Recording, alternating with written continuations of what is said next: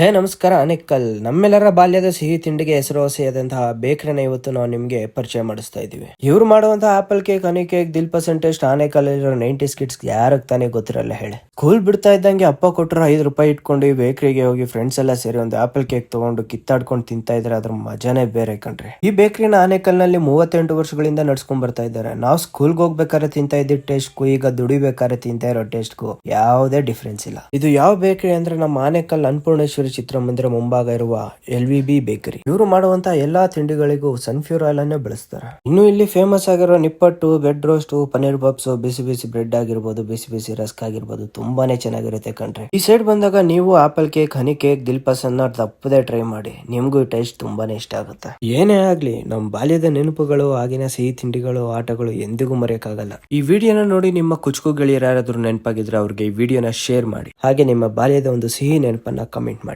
ಇನ್ನು ಯಾರ್ಯಾರು ನಮ್ಮ ಪೇಜ್ ನ ಫಾಲೋ ಆಗ್ತಾ ಇಲ್ಲೋ ಫಾಲೋ ಮಾಡ್ಕೊಳ್ಳಿ. ಹಾಗೆ ನಮ್ಮ ಯೂಟ್ಯೂಬ್ ಚಾನೆಲ್ಗೂ ಸಬ್ಸ್ಕ್ರೈಬ್ ಆಗಿ.